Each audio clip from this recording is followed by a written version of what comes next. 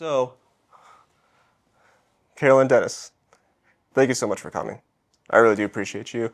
Um, what made you first start thinking about pre-planning your funeral arrangements? Okay.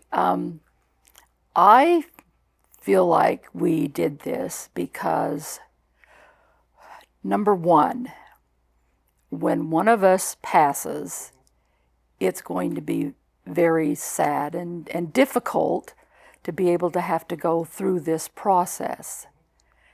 And the other one is that they're going to have to be the one who has to do it. And I just felt like it would be so much easier for the two of us while we're both alive to be able to plan our funerals and what we want done so that when the time does come, we don't have to worry about doing it because it will already have been done. And also when after both of us are gone, then our children, they don't have to worry about what needs to be done because it will already have been done for them. And we also had the opportunity to do it how we want to do it rather than having family members say, oh, no, no, do this, do this, do this. We've got it done ourselves, and it will just be so much easier. Now, I'll add too, my parents did this also. They had everything taken care of, prearranged. And so when they passed, there was not a big problem with what do we do, how do we do it. It was already taken care of. It was interesting because with the death of my father, I met the funeral director. And then with the death of my mother, I already knew him and he knew who I was because we'd already dealt with him in the first situation. So it just made sense that was the right way to do it, and I feel like that's turned out correctly. So it just made sense. Okay. Was there a specific moment or conversation that, pushed you both to take the first step? I know you said you already, had your mother and father had already done it beforehand, but was there a moment between when that happened before you came and see me that you decided, maybe it's time that we need to go do this? I think there was. We're both getting older, and so we both realized the next step in life is going to be death. And so back many years ago, well, not many years ago, but we decided that we didn't need life insurance anymore because he was retired and we were okay. And so we decided rather than do the insurance every year, let's put that money away and call that our funeral fund. And our funeral fund has reached the point where it was like, hey, let's go do something now. We've got the money, let's take care of it. So we don't have to worry about it and now seems to be the best time to do it. And hopefully we'll live for several years. But yeah. It was 2019 when we made that decision. I checked our financial records this morning to see when we had made that switch, and it was 2019. So about 7 years. Yeah. So that's how long we've been planning and putting money aside to cover this. Absolutely. Another reason you want to do this is because you never know what's going to be happening at the point when you leave this awful place. Anyway, and the last thing you want to do is leave a financial burden on your kids. Right. And so that's another reason to take care of it pre, and then the children don't have to worry about any financial burden that may fall on them too. So Yeah. Okay.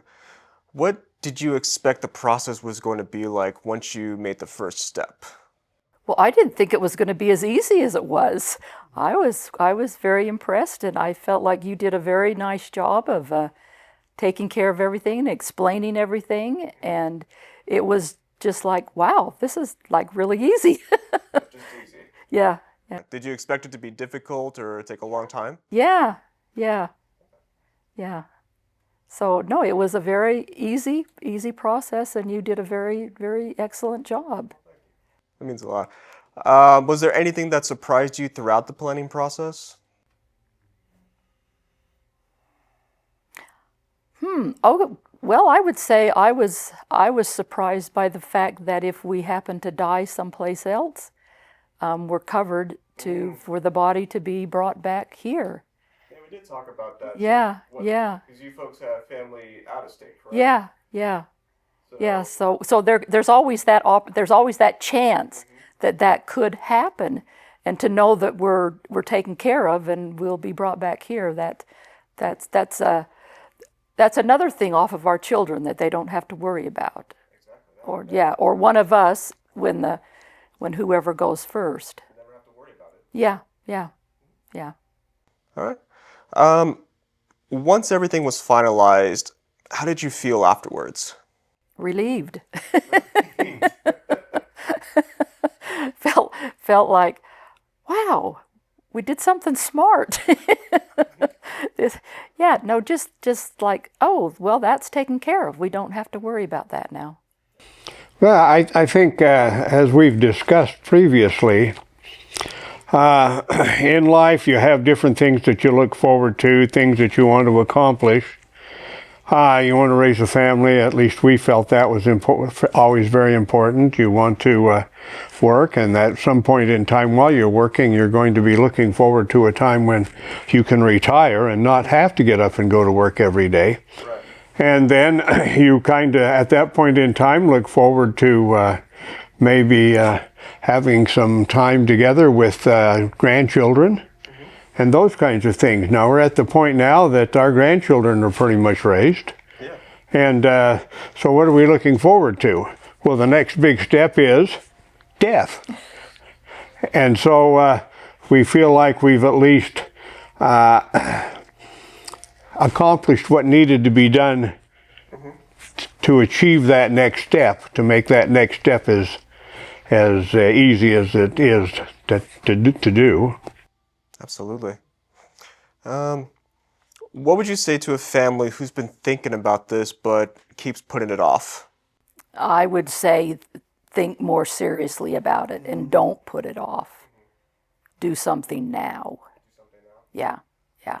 Even just having a plan in place or having something on paper. Yes. Yes. And I would say if you're thinking about it, hey, start putting money aside so that you can do it. Don't just think about it. I mean, take a step and start thinking about how you're going to finance that next step. So put some money, start saving some money so that you can do it. Right. Let's see. If you could go back, is there anything you would do differently about planning ahead? Wow. I don't know. I think we've pretty much done the right things. I don't regret or think, well, why didn't we do this or that? No, I think we've kind of done the right thing. No. Take care of the kids. There's no worry. You're relieved. Everything's taken care of. Yeah. Well, any final comments before we end this? Oh, well, I would say one step before the deciding your end results, and that is you need a will. You need a trust, a will, a living will especially. I think those are very important parts for preparing for the end too. 100%, that's very important. Yeah. Yeah, I think that was a smart thing we did too. When we moved here, we needed to check and see if the provisions in the will we had matched Arizona law, because our will was originally made in Florida, so it matched Florida's law, not Arizona's. So we had a friend who was an attorney, and I got with him, and he suggested, well, let's do a trust instead of just a will. And that was, I think, a smart move on our part.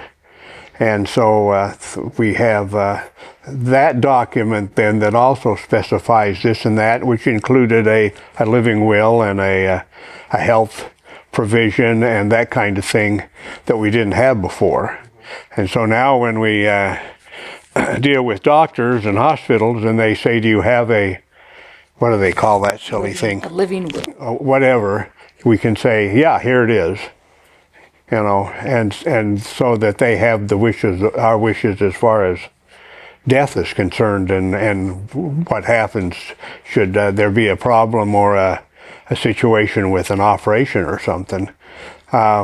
That's all spelled out and taken care of. So I think that was something that also needed to be done as you're thinking about making plans, these kinds of plans. So. Well, and also, we made the plans so that if something happens to one of us or both of us, and our children get together and one says, well, I think we ought to do this, and another one says, well, I think we ought to do this, well, it's already written out. It's already laid out what we want to be done. And so the decision's already been made. It may surprise you to know I took a geriatric course at the University of Missouri in Kansas City. And one of the things that I was interested in knowing that I found out was in the last 3 to 6 months of people's lives, they spend more in medical care than the rest of their life combined. Really? And I knew a physician who worked in the critical, what's that called, the ICU? Yeah. I ran into him one day at church and I said, how you doing? He says, well, he says, it was a bad day today. He said, we had a woman come in, he said, and she's got 4 things wrong with her that are going to kill her. She's going to die from, he says. The family said, do everything possible to keep her alive. He said, I don't know what she did to make her kids hate her so much. And then he said, we'll spend $30,000 today on her. It might have been $60,000. And it was a ridiculous amount of money that they were going to spend to keep this woman alive. All right? That's not going to happen with us because the will says, don't you dare try and do any of that baloney.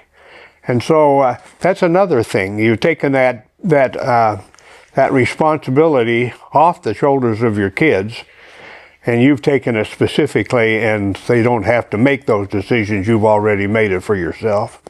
Absolutely. I like that. I like that a lot. Yeah. Thank you for sharing that. Yeah. Well, that's everything that I have. Again, I want to thank you both so much for coming and doing this with me. I hope and I pray that this gives families the encouragement to at least start the planning process. So again, Yes, that's very good.